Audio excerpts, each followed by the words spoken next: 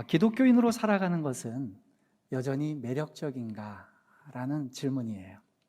어떻게 생각하세요? 기독교인으로 살아가는 것이 여러분들에게 여전히 매력적인가요?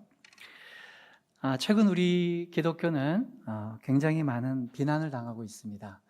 요즘 가장 핫하게 쓰는 말, 역대급입니다.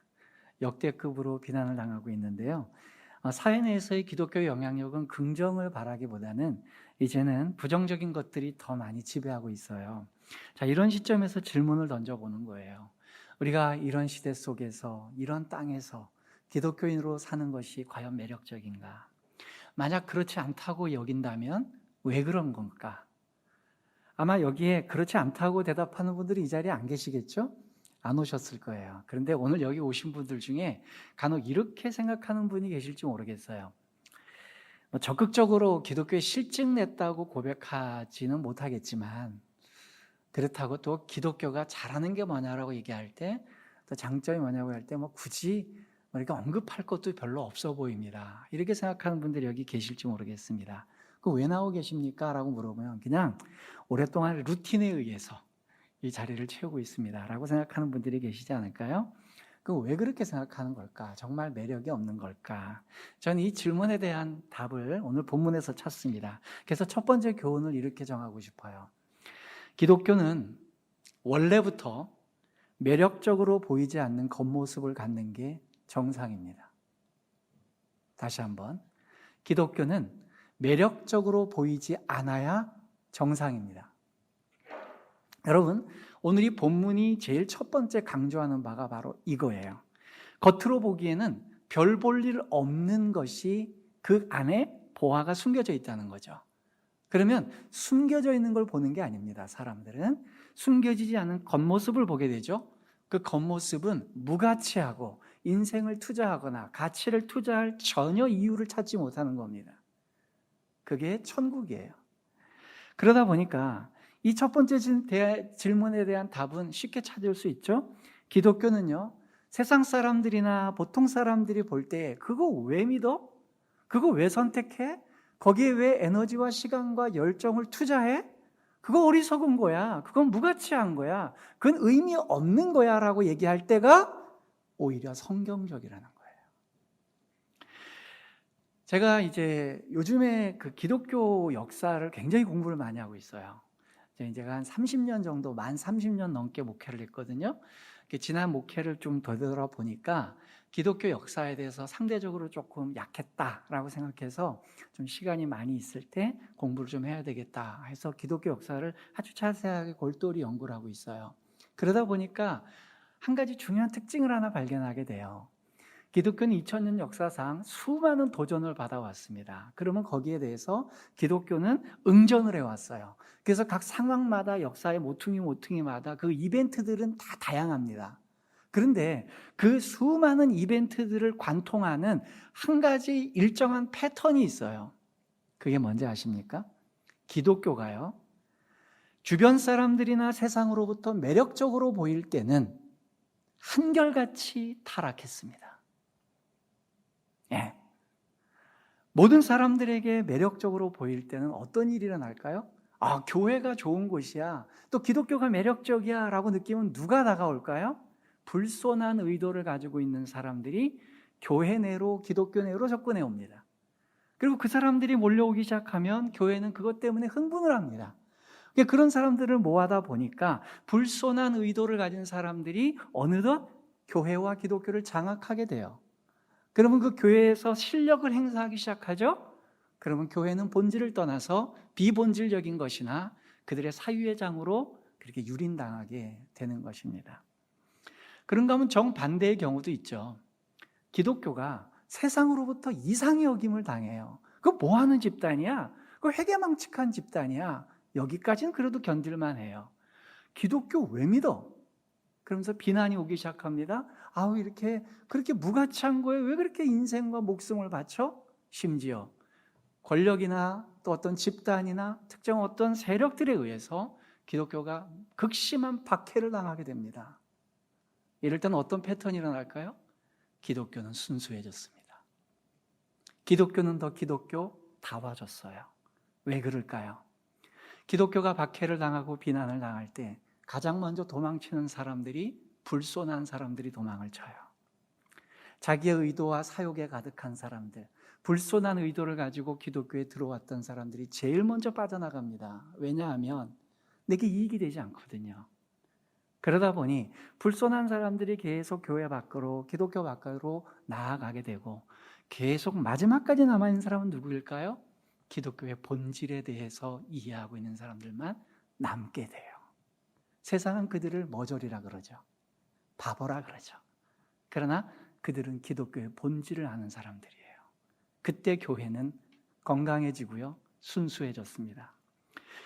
하나님께서는 2000년 이 교회 역사상 이 두 가지의 패턴을 계속 반복하면서 이끌어 오신 것을 교회 역사가 증명해 보여주고 있습니다. 그러므로 다시 한 번 더 정리해요. 첫 번째, 교회가 겉으로 보여지는 것이 무가치해 보이는 게 비정상이다, 정상이다? 정상이다. 오히려 교회가 겉으로 보여질 때에 화려해 보이고 매력적으로 보이는 게 비정상적입니다. 두 번째 질문입니다.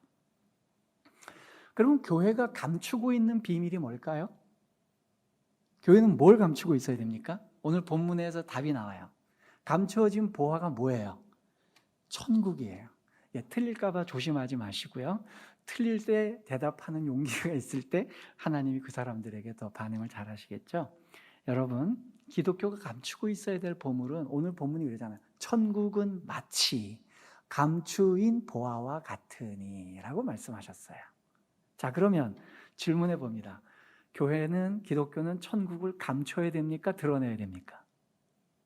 감춰야 되죠. 그럼 우린 연쇄적으로 질문이 하나 또 생겨요.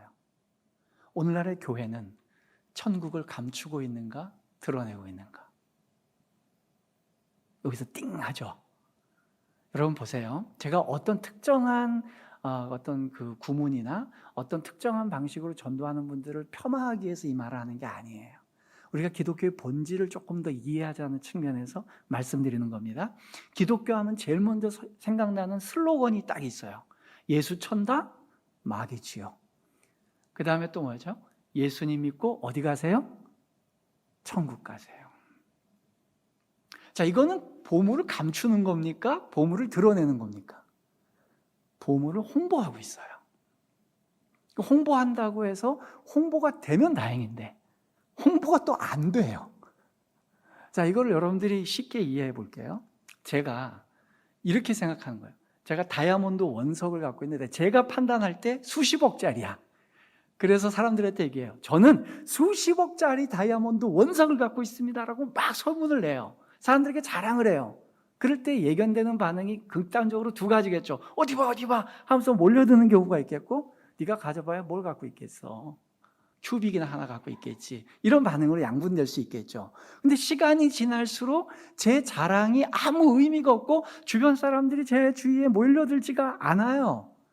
그 보석이 뭔지를 궁금해하지 않아요. 그럼 이유는 두 가지 중에 하나예요. 더 많은 이유가 있겠지만 딱 두 가지만 초점을 맞춥니다. 첫 번째는 뭘까요? 제가 갖고 있는 게 가짜인 거예요. 저 보물을 갖고 있습니다. 저 다이아몬드 원석 갖고 있습니다. 아무리 얘기해도 사람들이 알아요. 너 갖고 있는 게 가짜잖아. 그럼 나 뭐하러 시간 내서 너 거 보러 와. 두 번째는 어떤 케이스일까요? 진짜 맞아요. 내가 갖고 있는 게 다이아몬드 원석이 맞아요. 그런데도 사람이 안 올 수가 있어요. 왜 안 오는지 아십니까? 두 번째 경우는 모든 사람이 그걸 다 갖고 있어요. 모든 사람이 동일한 보물을 다 갖고 있을 때는 더 이상 다른 사람에게 관심의 대상이 되지 않는 거죠. 자, 이 두 가지의 케이스에서 우리 한국교회, 또 우리 현재 교회, 또 우리 기독교에 대해서 한번 점검을 해봅시다. 우리는 보물을 갖고 있다고 사람들한테 얘기를 해요. 천국이라는 보물을 갖고 있습니다. 우리가 갖고 있는 보물을 여러분들한테 홍보합니다. 근데 사람들이 반응을 안 해요. 첫 번째 케이스는 뭡니까? 가짜를 갖고 있을 경우예요. 교회가, 성도가, 기독교가 가짜를 갖고 있으면 세상은 반응하지 않습니다. 그리고 더 심하게는 진짜를 갖고 있으면 굳이 홍보를 안 해도 돼요. 두 번째, 내가 갖고 있는데 그들도 갖고 있어요. 그러면 우리가 갖고 있는 게 경쟁력이 없죠. 자, 무엇을 얘기하려고 하느냐? 오늘날의 많은 교회들이 사람들을 모으기 위해서 우리에겐 보물이 있습니다. 우리 교회 한번 와보세요 라고 얘기를 해요. 그때 주목하는 게 뭐냐? 겉모양을 얘기해요. 웃음, 감동, 사람들의 마음을 익사이팅하게 만드는 것들 우리 교회 오면 있습니다. 그래서 교회는 점점 더 엔터테이너적으로 바뀌게 되죠. 근데 이걸 어떡합니까? 세상에는 그거보다 더 숙련된 엔터테이너들이 있어요. 더 화려한 퍼포먼스가 있어요. 더 웃기고요. 더 감동적이고요. 더 눈물나게 해요. 과거에는 교회에 와야지 눈물 콧물 흘리면서 눈물 흘리고 기도했는데 요즘은 세상이 만든 프로젝트가 더 감동적이에요. 그러면 그들의 눈높이에 볼 때 우리가 갖고 있는 보물은 보물이 아닌 거예요. 근데 오늘날도 여전히 그것이 우리의 살 길이라고 여긴다면 교회의 운명은 뻔한 겁니다. 그렇다면 교회 아니면 성도, 우리 기독교가 무엇을 근본적으로 고민해야 됩니까? 우리가 정말 보물을 갖고 있는가? 그리고 우리의 갖고 있는 보물, 우리가 아이덴티티를 가지고 이것만이 우리의 아이덴티티라고 얘기하는 것이 정말 경쟁력 있고 희소 가치가 있는가를 봐야 되는 거죠. 그럴 때 저는 두 번째 교훈을 여기서 정리합니다. 그게 뭐냐? 예수께서 말씀하시는 천국은 우리가 생각하는 또는 일반인들이 생각하는 그 천국 이상의 천국입니다. 우리 인간의 선입견 속에 있는 천국, 그 이상의 천국을 주님은 얘기하고 계세요. 요즘 세대는 별로 그렇지 않지만 과거 저 세대보다 더 오래된 분들은 천국 하면 제일 먼저 떠오르는 게 뭔지 아십니까? 천국은 죽어서 가는 곳이야 라고 생각을 해요. 그래서 모든 사람들이 다 예수님 믿고 우리 천국 갑시다 그러면 말하는 분이나 듣는 모든 사람들이 암묵적 합의를 하는 게 있습니다. 그게 뭐냐? 그래, 너도 잘 믿다가 죽어서 천국 가자. 이걸 생각해요. 근데 예수께서 말씀하신 천국은 그게 아닙니다. 그걸 포함하고 있어요. 그건 굉장히 한 일부분이에요. 더 중요한 건 예수님의 천국은 바로 이 땅에서부터 적용할 수 있는 천국이에요. 이 부조리하고 불합리하고 부족한 세상 속에서 하늘의 방식대로 사는 방법을 가르쳐 주는 것, 그게 천국이에요. 그래서 이 세상의 모든 사람들이 이 부조리하고 불합리한 이 세상의 법칙대로 살아가는데 그때 전혀 다른 삶의 방식으로 사는 사람이 등장을 하는 거죠. 세상에 썩어질 것 위주의 법이 아니라 하늘에 속한 법으로 사는 법, 그것을 실천해 보여주고 가르쳐 주신 게 천국이에요. 그래서 예수께서도 일찍이 그런 말씀하셨어요. 천국이 언제 옵니까? 그랬더니 천국은 이미 너희 가운데 임했느니라. 너희 안에 예수 그리스도께서 임재하심으로 그 예수를 둘러싼 모든 사람들이 너희 안에 이미 천국이 왔다. 여러분, 우리 기독교에서 가장 중시하는 말씀 중에 하나가 마태복음 5장부터 7장까지의 산상수훈입니다. 산상, 즉 산 위에서 수훈, 교훈을 수요해 주셨다. 허락해 주셨다. 예수님의 직접적인 설교라 그래서 산상수훈을 가르쳐 주세요. 그 산상수훈의 주된 내용이 뭡니까? 천국에 대한 강론이에요. 근데 그 산상수훈에 나오는 천국은요, 죽어서 가는 천국이 아니에요. 이 땅에서 천국을 소유한 자가 어떤 방식으로 살아야 될 것인가를 이야기해 주고 있어요. 그러니까 지극히 현실적이면서도 지극히 영속적인 거고요. 미래적인 거고요. 지극히 일순간적이고 실제적이면서도 굉장히 영원한 가치를 다루는 게 천국입니다. 그러므로 저는 첫 번째 질문을 다시 두 번째 질문이지만 상기시켜 드립니다. 기독교가 여전히 매력적입니까? 네. 당근. Absolutely yes죠. 왜요?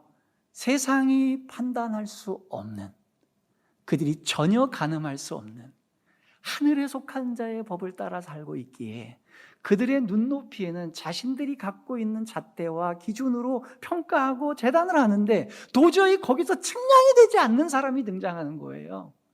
보통은 이 세상이 주는 경제적인 이점이나 어떤 포지셔닝을 줘야지만 그 사람이 성공한 사람처럼 사람들에게 우쭐거릴 수 있는데 거기에 가둬지지 않고 거기에 측량되지 않는 사람들이 그런 신인류가 등장하는 거죠. 그게 크리스찬들이었어요.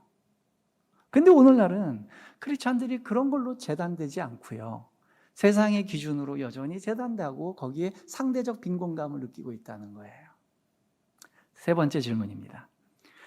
세 번째 질문은 이거예요. 그러면 그 천국을 얻기 위해서 얼마만큼의 대가를 지불해야 되느냐라는 질문이에요. 우리 많은 크리스찬들의 고민이죠. 야, 도대체 얼마만큼 헌신해야 될까? 그래서 적잖이 이 기독교 생활을 오래 하신 분들조차도 오늘 본문 말씀을 굉장히 부담스러워해요.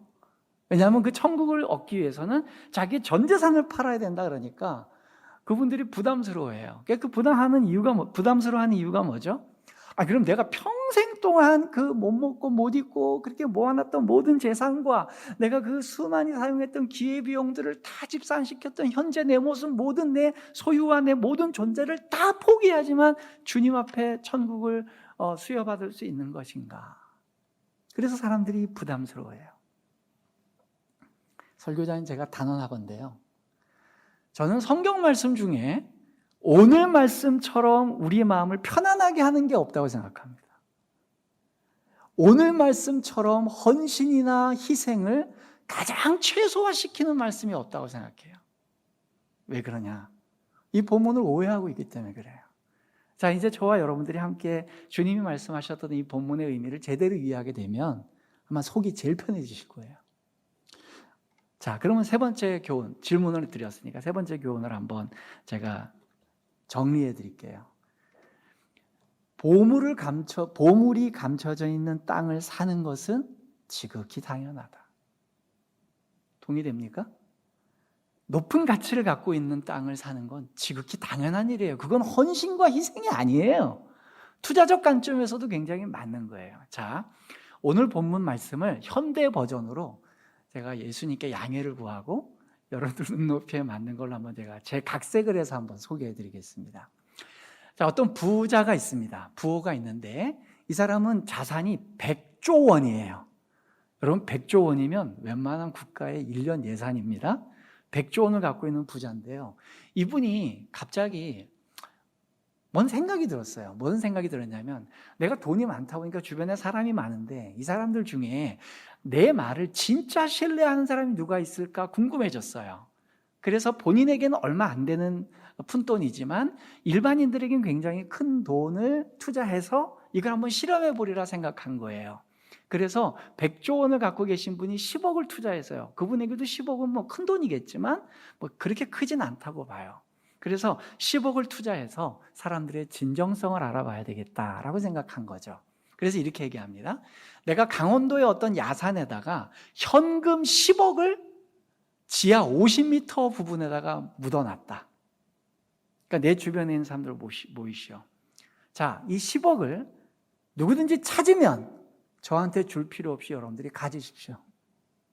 저는 여러분들이 수고했기 때문에 먼저 기회가 되는 사람에게 이 현금 10억 그냥 주겠습니다. 그러나 공짜로 줄 수는 없고 여러분들이 찾는 노력과 수고를 해주시면 여러분들이 그걸 찾을 수 있겠습니다. 라고 선언을 했어요. 그럼 어떤 일이 일어날까요?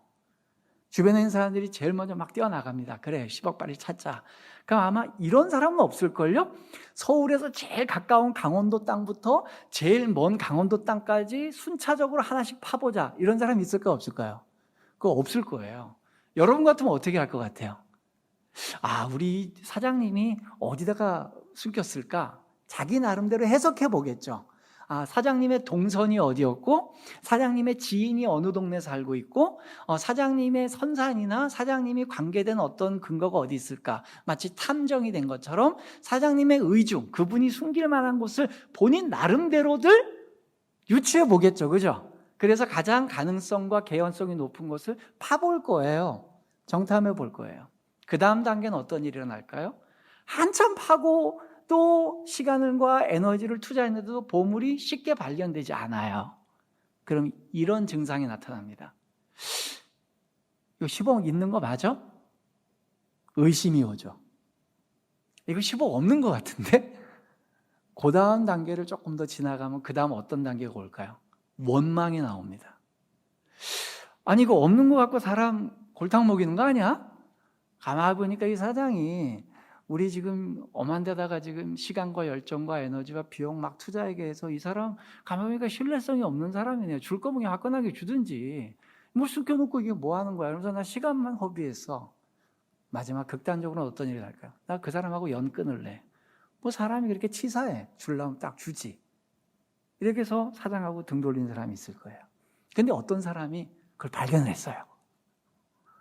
이 발견을 했는데요. 이 50m 밑바닥에 10억이 있는 걸 알게 됐어요. 근데 이거는 혼자서 삽질을 해갖고 이걸 풀 수 있는 게 아니에요.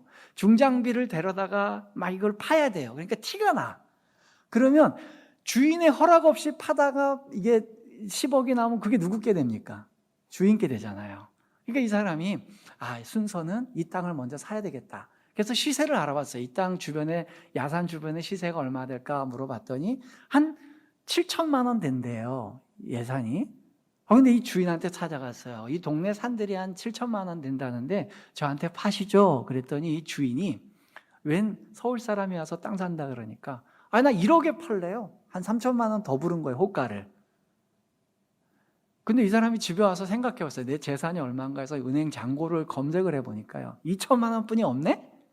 근데 그 2천만 원 있는데 그럼 8천만 원 어디서 얻을까 생각해 보니까 본인이 살고 있는 집의 전세 자금이 8천이에요. 자, 그러면 지금 이 사람이 급전으로 끌고 올 수 있는 현금이 1억 되죠? 자기 전세 자금 8천만 원에 은행 잔고 2천만 원 합치면 1억이 됩니다. 질문 드립니다. 여러분들이 그 사람이면, 그리고 정보가 정확해요. 50m 파면 정확히 10억 나와. 자, 전세 자금하고 은행 잔고 다 털어서 그거 살래요, 안 살래요? 사죠? 네, 끄떡거리셨어요. 저도 삽니다. 그걸 뭘 망설여요. 이게 뭐 정부가 개발한다고 거짓말하는 것도 아니고 이거 확실히 현금이 있는 거거든요. 두 번째 질문. 지금 가격이 3천만 원 비싸요. 그럼 여러분 같으면 그거 아끼려고 주인하고 실갱이 하면서 7천만 원 깎고 있을래요? 아니면 그 가 떨어질 때까지 기다릴래요? 아니면 바로 살래요? 바로 사죠. 뭐 끝까지 3천만 원. 퉁 크게 주는 거예요. 그게 천국이에요. 자, 이제 좀 느낌이 오시나요? 그러면 이제 여러분 보세요. 반대의 질문을 해볼게요. 그럼 어떤 사람이 천국에 대해서 자기의 전 가치와 에너지와 시간을 투자를 안 해요? 왜 그럴까요? 이유 뻔하죠? 보물을 발견을 못한 거예요. 보물에 대한 정확한 정보가 없는 거예요. 막연히 있을 것 같아. 근데 아직 나는 모르겠어. 그럴 때 헌신을 안 하는 거예요. 그때 주님은 그럴 때 헌신하라고 얘기하지 않으신다고요. 오늘 성경을 보세요. 먼저가 뭔지 아세요? 우선순위가? 네가 먼저 전 재산을 팔아서 나한테 돈을 맡기면 내가 너한테 그거보다 더 많은 거 줄게 라는 사기 투자자로 주님이 오신 게 아닙니다. 먼저가 뭐죠? 밭에 감추인 보화를 먼저 보고 먼저 발견하고 그러면 기뻐함으로 돌아가서 그 보물은 숨겨두고 내 모든 것을 팔아서 이 밭을 샀느니라. 아멘인가요? 아멘이죠. 주님은요, 우리의 인생을 투자하고 걸만한 그러한 가치를 먼저 보여주세요. 그리고 그 보여준 것만큼 따라오기를 원해요. 그러니까 오늘 이 자리에 특히 청년들이 더 많으신 것 같은데요. 저를 따라해보세요. 오른손을 자기 가슴에 대세요. 따라하세요. 오버하지 말자. 오버하지 말자. 한 번 더. 오버하지 말자. 오버하지 마세요. 그냥 하나님께서 초대해 주신 것만큼만 헌신하시면 돼요. 여러분, 오버했다가 망신당하고 실패한 사람들이 한두 명이 아닙니다, 성경에. 대표로 두 사람만 소개할게요. 베드로가 그랬죠? 예수께서 나 이제 십자가에 죽을 거야. 나 이제 잡혀 죽을 거야 했더니 베드로가 주님, 저도 같이 따라 죽겠습니다. 그 약속 지켰나요? 못 지켰나요? 못 지켰어요. 왜요? 예수님께서는 십자가의 죽음의 가치 뒤에 있는 보물을 보셨단 말이에요. 내가 아버지의 뜻대로 그 뜻을 행하기 위해서 이 땅에 왔고 내가 아버지의 뜻에 100% 순종하면 아버지께서 그 죽음의 권세를 이겨내셔서 나를 부활의 영광의 아침으로 초대하실 것을 그분은 알고 있어요. 그 보이지 않는 가치, 죽음 너머의 가치, 내가 비난당하고 고난당하는 그 너머의 가치를 주님은 명백하게 알고 계셨어요. 그러니까 죽을 수 있었어요. 근데 베드로는 알았어요, 몰랐어요? 몰랐다고요. 부활의 가치를 몰랐다고요. 그 고난 뒤에 있는 영광이 얼마나 큰지를 몰랐다고요. 그냥 눈앞에서 예수님이 죽는다 그러니까 덩달아 분위기에 따라서 같이 하겠다는 거예요. 우리 청년들이 가장 속기 쉬운 거 있잖아요. 우리가 찬양 집회나 이렇게 뜨거운 수련회 같은 거 할 때 막 열정으로 막 기도합니다. 오 하나님 제가 여기 있습니다. 그때 막 이제 앞에서 인도하신 분도 그래서 이 가운데 하나님께 손들고 헌신할 자들은 나오시기 바랍니다. 아멘 주여 내가 여기 있습니다. 아버지 하면서 제가 어떻게 주의 이름 막 이러면서 하죠. 그러면서 집에 가면서 후회해요. 아 그때 괜히 왜 또 분위기를 탔어. 그래서 또 이제 한 말씀이 찔리죠. 서원한 것은 해로울지라도 갚을지니라. 나 그때 서원했는데 저기 어디 선교지 간다는데 어떡하지? 괜찮아요. 주님 그렇게 쪼잔하지 않습니다, 여러분. 가짜 정보에 여러분들이 마음 팔았다고 해서 그거 갖고 추궁하지 않아요. 오늘 면죄부를 발휘합니다. 그냥 여러분 수준에 맞게 여러분들이 다가갈 수 있는 주님 앞에 기쁨으로 헌신하고 자발적으로 헌신할 수 있을 만큼만 따라가시면 돼요. 부정확한 정보를 가지고 있다가 큰 낭패를 본 사람이 또 있죠? 사도 바울입니다. 그는 예수님 앞에 변화되기 전에 스데반이라고 하는 집사님을 돌로 때려 죽이는 그 순교의 현장에 그 모든 살인의 책임을 자기가 지겠다고 얘기했어요. 그때 바울은요, 사울이죠 이름이, 자기가 하나님을 제일 열심히 믿는다고 착각하고 있었어요. 그런데 그 제일 열심히 믿는다는 그 부정확한 정보가 기독교 역사상 최초의 집사님 순교자를 자기 손으로 죽이는 그러한 오류를 범하게 됩니다. 여러분 오버하면 안 됩니다. 그러면 하나님 뜻을 어떻게 알아야 될까요? 여러분 신령한 꿈을 꾼다든지 묘한 목사님을 찾아가는 게 아닙니다. 성경 66권이면 족합니다. 성경 66권에 어느 부분 한 파트에 있는 한 가지씩 딱 찝어가지고 얘기하는 게 아니라 성경 66권 전체가 어떤 맥락을 통해 말씀하고 계시는지, 성경 66권 전체가 어떤 흐름을 가지고 통시적으로 우리에게 메시지를 전하시는지 그것을 귀 기울이면 돼요. 그 성경 66권의 통시적인 메시지를 전달하시는 분이 여러분들 앞에 세워주신 박지웅 담임 목사님이시고 여러분들에게 있는 우리 또 대학부 청년부의 지도 목사님들이세요.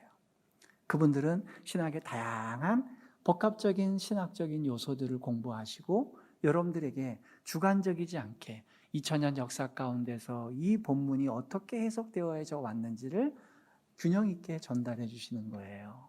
그래서 믿음은 들음에서 나는 겁니다. 혼자 독학하고 막 산속에 들어가서 오늘의 말씀하면서 주여 믿습니다. 그래서 딱 펼쳐서 딱 보는 거 그만하세요. 그거 아닙니다.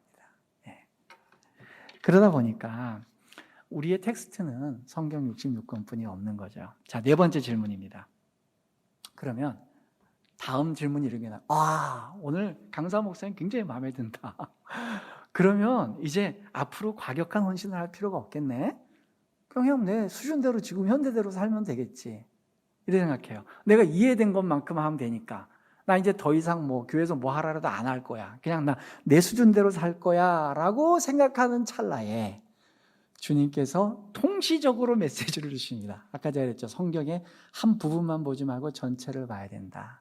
오늘 예수님의 이 말씀, 감추어진 보아라는 이 말씀이 마태복음 13장에 나오는데 이 마태복음 13장 조금 앞에 11장에 가보면 천국의 또 다른 측면을 얘기해주고 있어요. 코끼리 다리만 만지면 안 되고 전체를 봐야 되잖아요.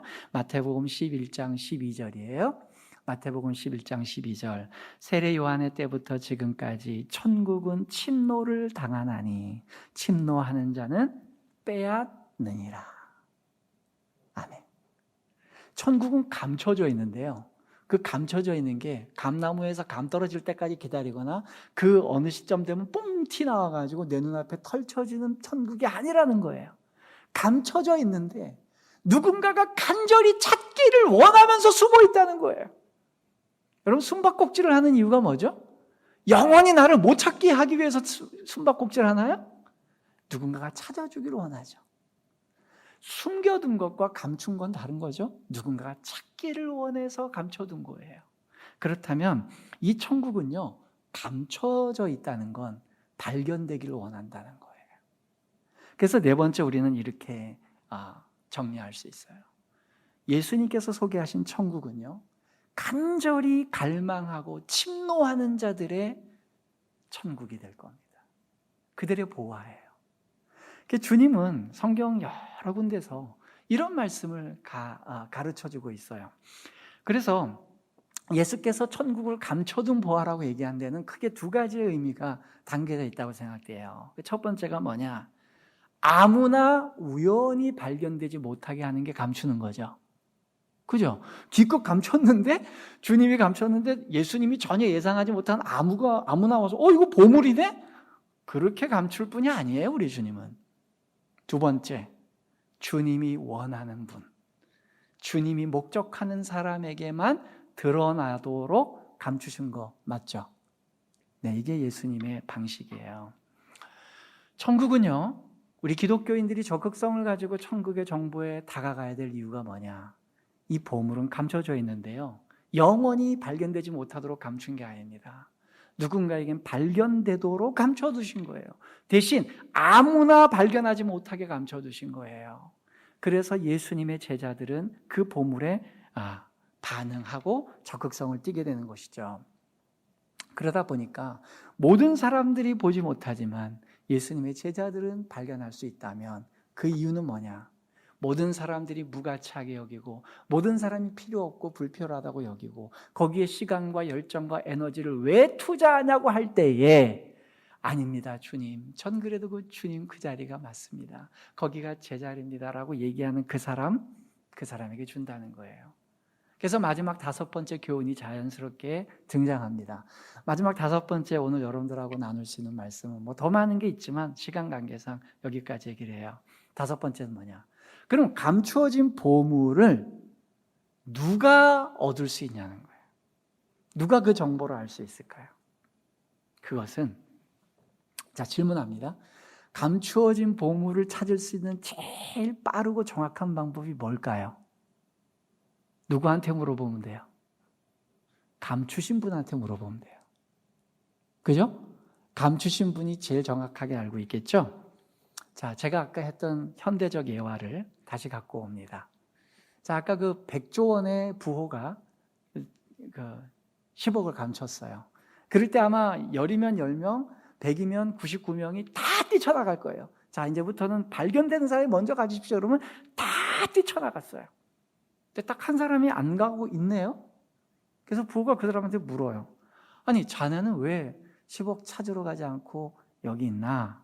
그랬더니 그가 이렇게 얘기해요. 사장님, 전 10억 없어도 됩니다. 저는요, 사장님 없었으면 길거리 노숙자로 저는 그렇게 평생 구걸하다가 아무 기회를 잡지 못하고 죽었을 거예요. 근데 이 보잘것없고 사장님 회사 같은 이런 곳에 와서 일할 수도 없는 사람이었는데 사장님이 저를 걷어주셨잖아요. 저 10억 없어도 돼요. 저 그냥 사장님이 주시는 한 달 한 달 월급 받고 이렇게 살면 됩니다. 괜히 그렇게 더 많은 거에 욕심낼 필요가 없다고 생각돼요. 결국 모든 사람이 사장님 곁을 다 떠나갔습니다. 지금 바빠서 다 지금 10억 찾는데 그럴수록 일거리가 100명이 하던 게 지금 1명짜리로 줄었는데 저라도 옆에 있어서 사장님 수발이 돼야 되지 않겠어요? 사장님 필요한 거 있으면 얘기하세요. 제가 가져다 드릴게요. 여러분이 사장님은 어떤 생각이 들까요? 요놈 봐라. 이런 생각이 들까요? 안 들까요? 여러분들 직장 생활에서 그렇게 하라는 게 아니에요. 저 지금 열정페이 얘기하는 거 아닙니다. 왜 안 되냐? 여러분들이 모시는 사장님은 이 예수님 같은 마음이 없는 분들이야. 그러니까 객관적이고 정확하게 일하고 정확한 대가를 받으세요. 근데 우리 예수님은 어떤 분이냐? 이 친구의 마음을 보는 거예요. 다른 애들의 마음은 그동안 주인 옆에서 일하느라고 일한대야 그랬지만 10억이라는 아이템이 생기니까 주인은 안중이었고 10억을 찾으러 간 거예요. 상 주시는 이를 바라보는 게 아니라 상이 보이는 거예요. 근데 이 친구는 어때요? 상은 관심이 없어요. 상을 주시든 벌을 주시든 그 주인이 좋은 거예요. 그러니까 주인 옆에 있죠. 그러니까 이 주인이 여기다가 야, 그래도 너 빨리 가서 찾아. 내가 그 마음 알겠는데 이제 가라. 빨리 가서 찾아서 너도 좀 앞길을 좀 펴보려라. 아이, 괜찮아요. 만일에 한 번뿐이 없는 인생이 되든 1분 1초라도 우리 사장님하고 같이 있는 게 좋아요. 그럼 뭐라 그래요? 야, 내가 가르쳐줄게. 강원도 전체에 있는 게 아니고 원주시에 있어. 원주에, 거기 원주하고 행성 사이에 거기 둔내면 어디에 있어. 그러니까 거기 가봐. 그러면 더 찾잖아요. 다른 사람보다. 그리고 거기에 정확한 위치를 알게 되죠. 그럼 뭘 의미하는지 아십니까? 천국의 보화는 누구 건지 아세요? 천국은요, 예수님하고 친한 사람 것입니다. 예수님하고 친한 사람은 예수님의 정보를 알게 돼요. 그러니까 우리가 에너지를 기울이고 우리가 힘을 다해서 투자해야 될 거는요, 하나님께로부터 오는 그 복을 쫓아가는 게 아니고 하나님을 믿음으로써 얻게 되는 그 베니핏을 쫓아가는 게 아니고 하나님 자체, 우리 예수님 자체하고 친해져야 돼요. 그래서 주님 자체가 그리워지는 거예요. 그러면 주님이 어떻게 하는지 아세요? 그분 옆에 쫄쫄쫄쫄 쫓아다니고 주님 좋아하면 주님이 그 사람들에게만 한정된 비밀을 가르쳐 주시는 거예요. 자, 누가복음 8장 10절 화면에 나올 거예요. 한번 볼까요? 누가복음 8장 10절. 방송실에 은혜를 받느라고 굉장히 집중하고 있어요. 감사해요. 자, 우리 다 같이 한번 화면을 보면서 읽어봅시다. 시작.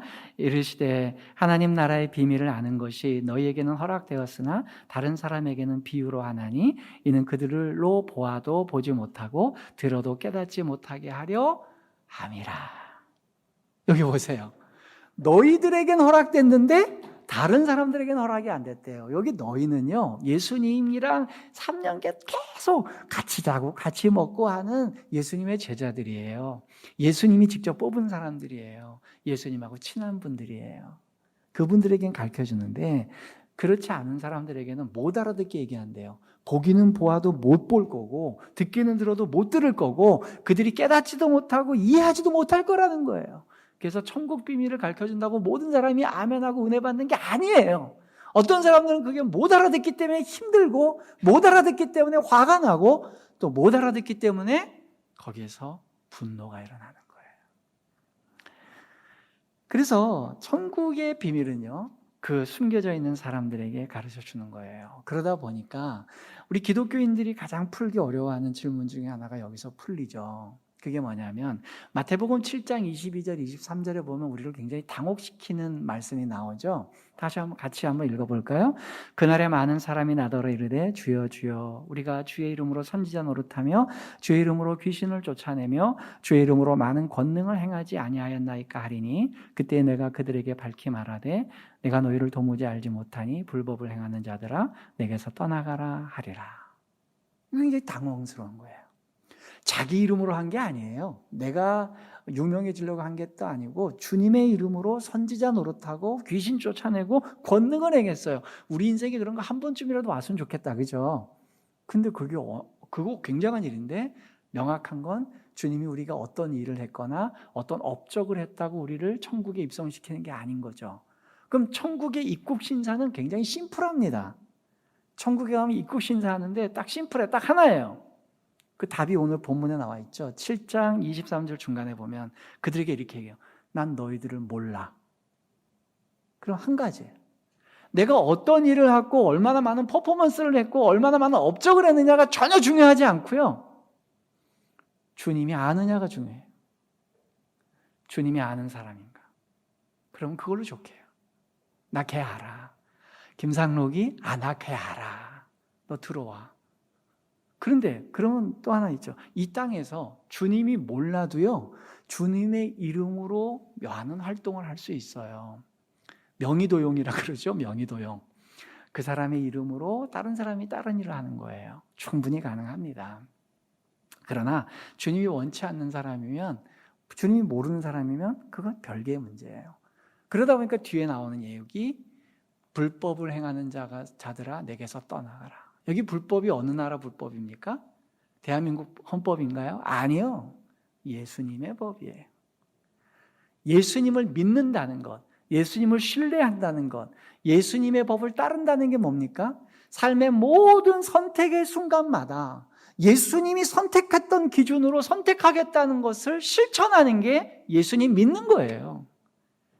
이 많은 선택의 기준 중에 예수님이 이걸 선택하는 방식이었다면 저 그거 선택하겠습니다. 그리고 거기에 대가 지불하겠습니다. 그리고 그 대가를 지불해서 얻게 된 결과에 대해서 납득하고 기쁨으로 받아들이겠습니다. 가 예수 믿는 거예요. 근데 많은 분들이 처음은 도전해요. 예수님처럼 선택하겠습니다. 선택해요. 그리고 대가 지불할까 말까? 반 정도는 지불해요. 근데 결과가 나왔는데 내 안전이 깨어지고 내가 사람들한테 비난당하고 난 쫓겨남을 당하고 나는 사람들한테 무명한 사람이 되고 나는 가난한 사람처럼 되고 점점 핍절해져요. 그때 원망해요. 예수님처럼 선택했더니만 내가 이렇게 인생이 거꾸로 가고 있지 않습니까? 바닥을 치고 있지 않습니까? 상대적 빈곤감에 사로잡혀 있지 않습니까? 예수님 믿는 게 아니죠. 예수님 믿었고 예수님의 방식대로 선택해서 그 결과가 나왔다면 납득하고 받아들이는 거예요. 이게 주님이 가신 길이고 십자가의 길입니다. 저 그 길대로 가겠습니다. 그래서요, 한간에 가짜 목사, 진짜 목사가 뭐냐, 좋은 목사, 나쁜 목사가 뭐냐, 이런 거 묻는 분들이 있어요, 저한테. 그거 가르쳐 줄 이유가 없어요. 여러분, 뭔 기준이 필요해요? 그냥 가만히 냅두면요, 알아서 끼리끼리 모입니다. 좋은 목사는 좋은 성도들이, 나쁜 목사는 나쁜 성도들이 자기 유유상종으로 모이는 거예요. 제 얘기가 아니고 예수님 얘기죠. 요한복음 6장 44절이에요.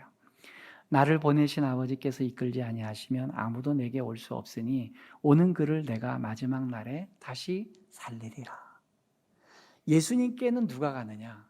예수님은 하나님 아버지께서 보낸 자들만 예수님을 끝끝내 쫓아갈 수 있어요. 예수님에게서 자기의 이익을 받던 사람들은 조금은 쫓아갈 수 있어요. 잠깐은. 그러나 예수님의 본 모습, 십자가의 모습과 고난당하는 메시아의 모습을 볼 때에 그들은 자기 안전이 불안해지기 때문에 떠나갑니다. 그러나 끝끝내 하나님 아버지께서 선택하신 사람들은 예수님을 끝끝내 쫓아갑니다. 요한복음 10장 4절도 그렇게 얘기하죠. 왜 쫓아가냐? 자기 양을 다 내놓은 후에 앞서가면 양들이 그의 음성을 아는 거로 따라오되. 여러분, 좋은 목사, 나쁜 목사 분별할 필요 없어요. 양들은 목자의 음성을 합니다. 아무리 강요하고 아무리 좋은 기준이 있고 이분이 아무리 설명해도요, 그거 의미 없어요. 좋은 목사님과 나쁜 목사님이 뭐냐? 좋아하는 목사님이 좋은 목사님이고요, 좋아하는 거 반대가 뭐죠? 싫어하면 나쁜 목사가 되는 거예요. 그래서 싫어하는 목사는요, 5만 가지 이유를 다 갖고 와서 나쁜 목사로 만듭니다. 그리고 좋아하는 목사님은 아무리 실수를 해도 5만 가지 변명을 다 해서 좋은 목사님으로 만들어요. 그래서 사람들이, 그래서 좋은 목사, 나쁜 목사 그 구분할 필요 없어요. 끼리끼리 움직이는 거예요. 목자와 양은 음성을 알아들어요. 왜 그러냐? 요한복음 10장 27절에 보면 내 양은 내 음성을 들으며 나는 그들을 알며 그들은 나를 따르리니. 목자가 먼저 알거든요. 물론 여기에 있는 목자는 예수님입니다. 인간 목회자가 아니에요. 예수님이에요. 그래서 예수님은 예수님의 양을 정확하게 압니다. 그래서 그들을 주님께로 인도해 가죠. 그러면 예수님의 가치관대로 바로 서 있는 목사, 장로, 권사, 집사, 청년, 리더, 헬퍼, 그 모든 분들은 그 같은 라인을 타겠죠. 그리고 같이 움직일 거예요. 같이 그 음성을 따라갈 거예요. 그렇기 때문에 주님을 섬기고 주님을 바라보고 기독교의 본질적인 가치를 우리가 놓칠 수 없는 이유는 이건 감추어진 거예요. 사람들에게 설명이 안 돼. 뭐라고 말할 수가 없어요. 우리 서로 받은 그 기쁨은 알 사람이 없도다. 동의하시나요? 예수님과 우리 사이에 받은 그 기쁨은 세상 모든 사람이 아는 게 아니에요. 주님과 나만이 아는 거예요. 여러분, 세상이 아직도 조롱합니까? 아직도 교회 다니냐고? 사람들이 아직도 겁을 주나요? 야, 이 반기독교 사람들이 무슨 독교다 뭐 이러면서 욕을 하나요? 아직도 예수 타랑하냐고? 그렇다고 여러분 천국 포기하고 예수님 포기하실래요? 그럼 빨리 가세요. 너무 늦게 민기적거리지 마시고 자유롭게 사십시오. 그런데요, 제가 한 54년 살아보니까요, 예수님 같은 분 없습니다. 예수님은 정말 파면 팔수록 그분 같은 분이 없어요. 모든 사람들이 내 등을 지고 멀리 서 있을 때, 그때 가장 뚜렷하게 끝까지 곁을 지켜주시고 그 비밀한 계시의 빛 가운데로 인도하시는 분, 예수 그리스도뿐이 없습니다. 어떤 분들은 여러분들에게 제가 아버지 또래일 거예요. 제가 50대 중반이에요. 아들같이 여겨지기 때문에 여러분들한테 말씀드립니다. 예수님께 투자할 만합니다. 여러분들이 보고 있는 거, 지금 20대 몇 살에, 30대 몇 살에 여러분들이 이해하고 알고 있는 거 극히 일부분이에요. 여러분들이 20살 때, 10살 때 그때 알았던 것보다 지금 더 많이 알고 계시잖아요. 앞으로 남은 인생 동안 조금 더 투자하시고 조금 더 침노해 가시면, 그 하나님 나라에 더 깊이 들어가 보시면 여러분들이 상상하지 못하는 무궁한 세계가 열릴 겁니다. 그리고 그 기독교의 기독교다움은 세상으로부터 보잘것없이 여김당할 때 드러나는 거예요. 마지막 말씀을 맺겠습니다. 밭에 감추인 보화는 예수님이셨어요. 예수님은 그 가치를 온전히 그대로 살아내신 분입니다. 예수님은 두 가지 인생의 옵션이 있었어요. 하나는요, 겉으로 보여지는 화려한 인생을 선택할 수 있었어요. 예수님 가는 곳마다 수천 명씩 옹이하면서 환호성을 질렀습니다. 와, 예수님이다! 예수님이 됐다! 그 환호성을 취할 수 있었어요. 그래, 너희들과 함께 내가 여러 무리들의 인기를 얻으마, 여러분들의 환호성을 내가 등에 업고 한번 이 땅에서 뭔가 하나 만들어 보겠다 할 수 있었을 거예요. 근데 주님 그거 포기하십니다.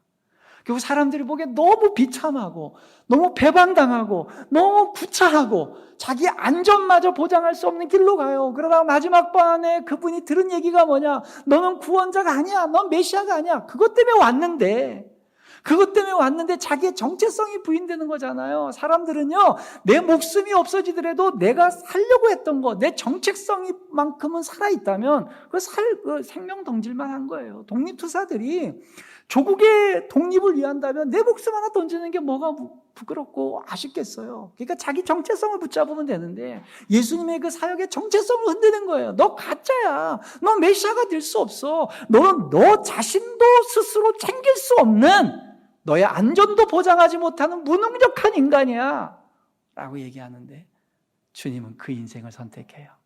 맞아, 너희들이 보이기에 그게 보이지. 난 너희들이 못 보는 거 본다. 하나님 아버지께서 나를 이 땅에 보내셨고 그분이 나를 이 죽음의 권세에서 일으키실 거야. 나는 그 보이지 않는 가치를 향해 갈 거야. 두벅 십자가를 향해 발길을 내디셨고 그분은 약속대로 부활의 아침에 부활하셨고 승천하셨어요. 마지막 성경 말씀으로 결론을 대신합니다. 고린도후서 4장 18절입니다. 다 같이 한번 읽어보겠습니다. 시작.